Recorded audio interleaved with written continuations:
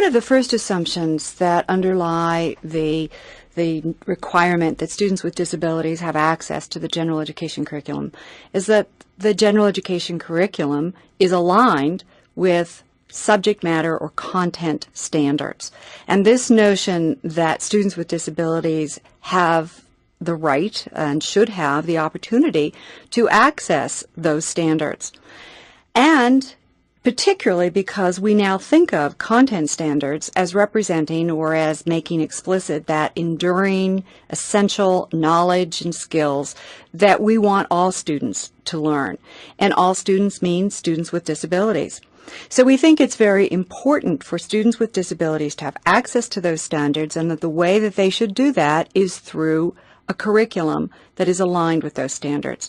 It's very important from both the needs of these children as well as a social equity, that if someone, a state, for example, or a local district, has determined that this content is important information for students to learn, then it must be equally important for students with disabilities to learn that material. A misconception that many people have, however, when they start talking about content standards or general education curriculum, is that students with disabilities can never learn this material. It's too cognitively difficult. It requires too many skills. It's too complex.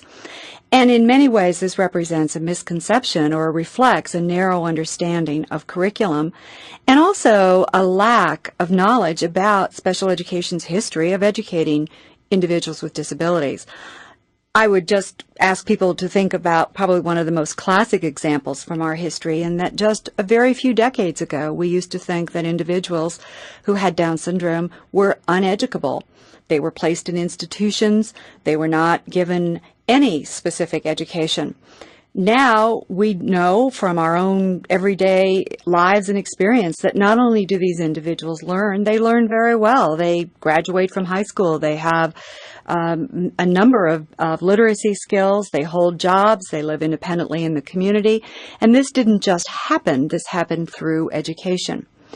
Now, for us to make the reality of high standards and high expectations for students with disabilities, we need to turn to an overview of what is the general education curriculum and how do we need to think about this for students with disabilities.